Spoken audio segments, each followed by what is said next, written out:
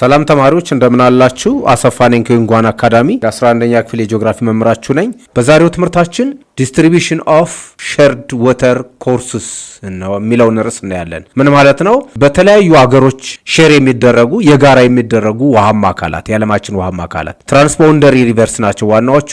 ትራንስቦንደሪ ሪቨርስ ኦር ዋተር ኮርስስ are shared by two or more countries ሀገር አቋራጭ ማለት ነው። የትራንስባውንደሪ ሀገር አቋራጭ ወንዞች ወይም ሌሎች ውሃማ አካላት ውቅያኖሶች፣ ሐይቆች ሊሆኑ ይችላሉ።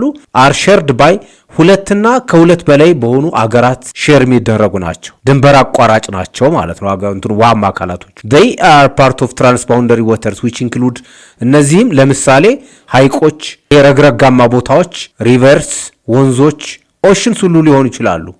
ኦሽን ቦዲስ እነዚህ ትራንስባውንደሪ ዋተር ኮርስ ይባላሉ። አት ግሎባል ስኬል በዓለም አቀፍ ደረጃ there are more than 263 transboundary rivers and lake channels globally በዓለም አቀፍ ደረጃ እንዳለም 263 በላይ ሀገር አቋራጭ ወይም ድንበር አቋራጭ ወንዞች አሉ።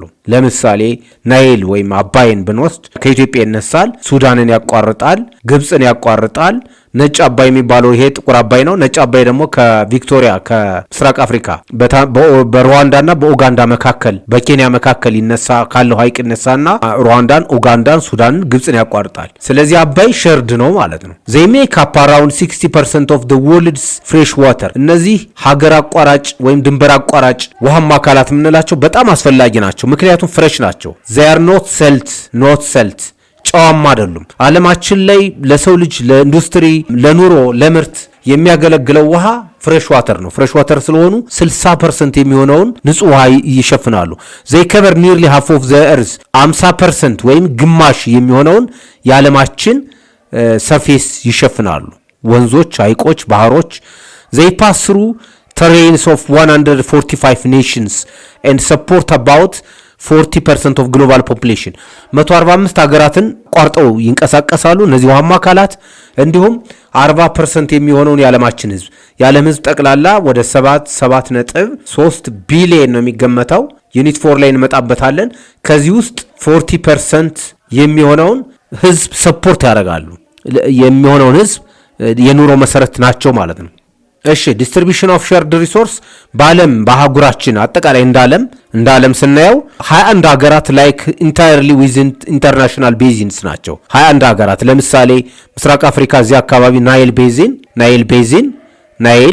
ናይል ኮንጎ ነው። ይሄ ከኢትዮጵያ ምስራቅ አፍሪካ ተነስቶ እስከ ሜዲትራኒያን ዌፕ ያደርጋል። ያንግቲስ እና የሎ ሪቨርስ እዚህ ኤሽያ አካባቢ እና ያኔስ አሙር ሩቅ ምስራቅ አካባቢ ሜኮንግ ሪቨር ሳውዝ ኢስት ኤሽያ ይሄ ሚያምር ኢንዲያ ጨምሮ ሳውዝ ኢስት ኤሽያ ኖርዝ አሜሪካ ሚሲሲፒ ሪቨር የተለያዩ ክልል አካባቢዎችን ያቋርጣል።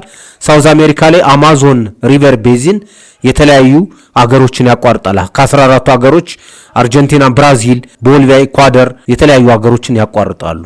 ዳኑብ ሪቨር እዚህ ጋር ዳኑብ ሪቨር ዩሮፕ የሚገኝ ነው።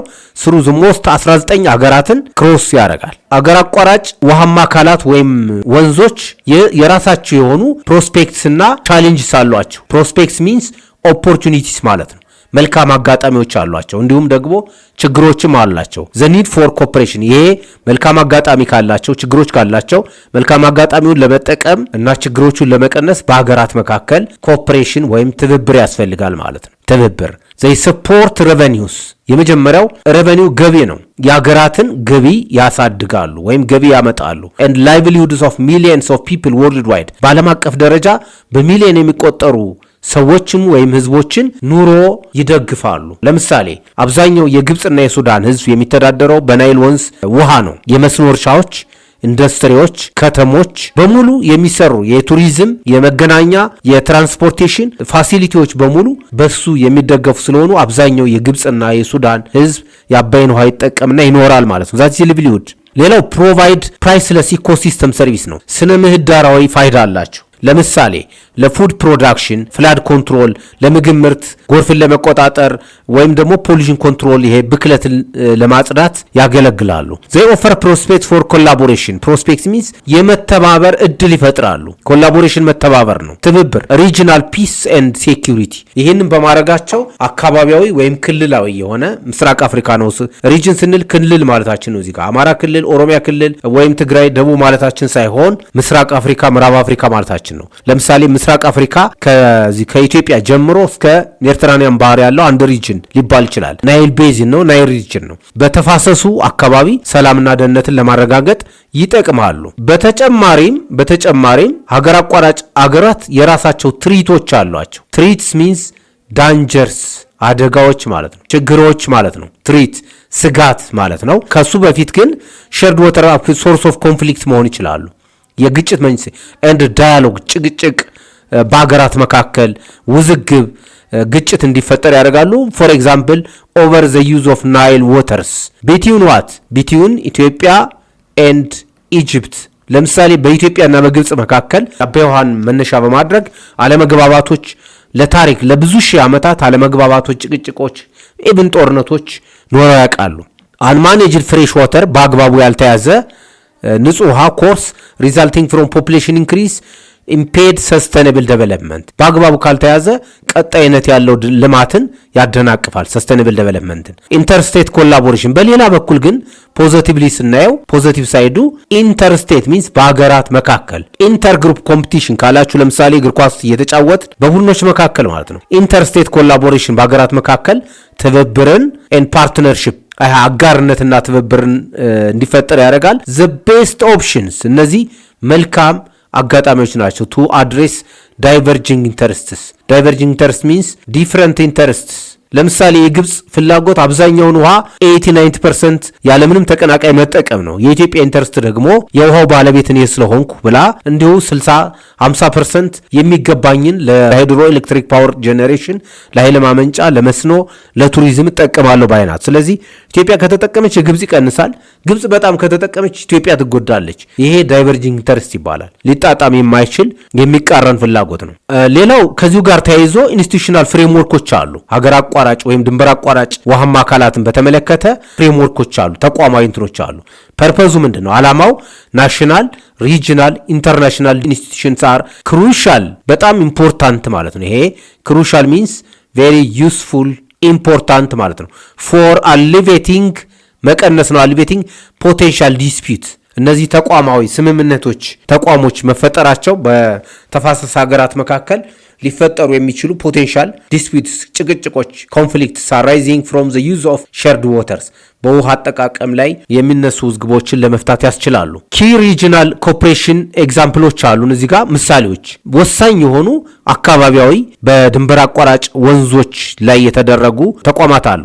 የመጀመሪያው ናይል ቤዝ ኢኒሺየቲቭ የሚባለውን NBI ነው። ናይል ቤዝ ኢኒሺየቲቭ ክሬትድ ቱ ኮኦርዲኔት ፕሬዠር ሪሶርስ ማኔጅመንት የውሃ ሀብት አጠቃቀምን ኮኦርዲኔት ለማድረግ ለማስተባበር የተፈጠረ የተቋቋመ ነው። ኤንድ እንዲሁም ሶሾ ኢኮኖሚክ ዴቨሎፕመንት አመንግ ሪፓሪያን ካንትሪስ ሚንስ የተፋሰሱ ሀገራት ነው። በተፋሰሱ ሀገራት መካከል ያለውን የሀብት አጠቃቀም የተፈጥሮ ሀብት አጠቃቀምና የሶሾ ኢኮኖሚ የባህል የኢኮኖሚ እድገት ለማጣጣም ለመምራት የተቋቋመ ነው ናይል ቤዚን ኢኒሺየቲቭ። ለምሳሌ ኢትዮጵያ አባል ነች፣ ሱዳን አባል ነች፣ ግብጽ አባል ነች። 11 አባላት አሉ። ዝቅ ብለን እናየዋለን። ኦብጀክቲቭ ዓላማው ምንድነው ማለት ነው? ኢንክሉድ ኢኩዊቴብል ዩቲላይዜሽን።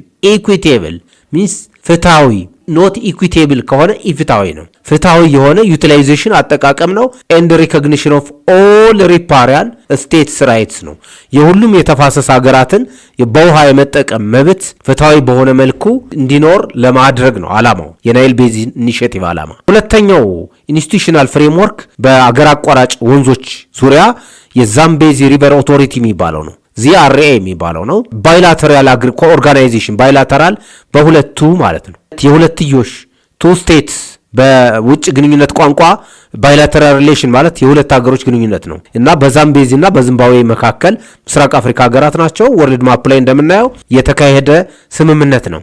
ፎከስድ ኦን ምን ላይ ነው ያተኮረው? ኦፕሬቲንግ ዘ ካሪባ ዳም ኤንድ ኢንቨስቲጌቲንግ ኒው ፕሮጀክትስ የካሪቢያን ግድብ በመገደብ መካከላቸው ላይ እሱን ለተለያዩ ፕሮጀክቶች ለተለያዩ ለኃይል ማመንጫ ለመስኖ እንዴት መጠቀም እንዳለባቸው ሁለቱ ሀገሮች የተደረገ ስምምነት ነው። ይሄ መልካም አጋጣሚ ነው። ሌላው ኤግዛምፕል ሌሶቶ ሃይላንድ ዴቨሎፕመንት ኦቶሪቲ የሚባለው ነው። LHDA ነው። ክሬትድ ባይ ሌሶቶ ሳውዝ አፍሪካ መካከል ያለች ሀገር ነች። ኤንድ ሪፐብሊክ ኦፍ ሳውዝ አፍሪካ ቱ ማኔጅ ዋተር ትራንስፈር ፕሮጀክትስ ነው። ለምሳሌ ይሄ ሳውዝ አፍሪካ ሆኖ ሪፐብሊክ ኦፍ ሌሶቶ ማለት መሀል ላይ ነች። ሰራውንድድ ባይ ሳውዝ አፍሪካ ነው ሌሶቶ እና በሁለቱ ሀገሮች ሸር የሚደረጉ ውሃማ አካላትን ማኔጅ ለማድረግ ለመምራት የተቋቋመ ነው። ዩኤስ ካናዳም አለ። በዩናይትድ ስቴትስ እና በካናዳ መካከል ኢንተርናሽናል ጆይንት ኮሚሽን የሚባል ኦርጋናይዜሽን አለ፣ ድርጅት አለ። እሱ ደግሞ ወርክስ ኦን ወተር ማኔጅመንት ውሃ አስተዳደር ላይ ነው የሚሰራው። ኢንቫይሮንመንታል ማኔጅመንት የአካባቢ አስተዳደር፣ አካባቢ አያያዝ፣ አካባቢ ጥበቃ ላይ ነው የሚሰራው። ፖሊዥን ኮንትሮል ብክለት እንዳይኖር ነው የሚሰራው። ለምሳሌ 80% የሚሆነውን የካናዳ ግድብ የምትጠቀመው አሜሪካ ነች፣ ጎረቤቷ አሜሪካ ነች። አሜሪካ ትከፍላለች ማለት ነው ለግድቡ። ስለዚህ ካናዳ ላይ የሚመነጨው ሃይድሮ ኤሌክትሪክ ፓወር እንዲኖር ካናዳ ያለውን አካባቢ የአካባቢ ጥበቃ በደንብ መጠበቅ አለበት። ካናዳ ላይ ከተበከለ አሜሪካ ሄዶ ውሃው በደንብ ስለማይሰራ ፖሊዥኑ ኮንትሮል መደረግ አለበት ማለት ነው። ብክለት መከላከል አለባቸው። ዓለም አቀፍ ትሬንዱ ምንድነው የሚያሳየን? ግሎባል ትሬንድ በዚህ ዙሪያ በኮኦፕሬሽን ዙሪያ ኦፍ 263 ሸርድ ቤዚንስ ከ263 የጋራ የሆኑ ተፋሰሶች ውስጥ 176 ወይም 67 ከመቶ የሚሆኑት ባይላተራል ኮንቬንሽን አላቸው፣ የሁለትዮሽ ስምምነት አላቸው። ከግማሽ በላይ የሚሆኑት ዞ ሜኒ አግሪመንትስ ሂስቶሪካሊ ኤክስክሉድ ዋን ኦር ሞር ሪፓሪያን ካንትሪስ። ክፋቱ ግን ምንድነው? ብዙዎቹ ስምምነቶች አንድ ወይም ከሁለት በላይ የሚሆኑ አገሮችን ኤክስክሉድ ያደርጋሉ። ለምሳሌ ኤግዛምፕል ኢትዮጵያ was excluded by 1952 አግሪመንት በ1952 እንደ ፈረንጆቹ አቆጣጠር ሱዳንና በግብጽ መካከል በተደረገው ስምምነት እንግሊዝ ነች አደራዳሪዋ። ኢትዮጵያ ጭራሽ የለችበትም። 80% ግብጽ እንድትጠቀም 18% ሱዳን እንድትጠቀም ነው የተስማሙት። ይሄ ኤክስክሉዥን ይባላል፣ መወገድ ማለት ነው፣ መከለል።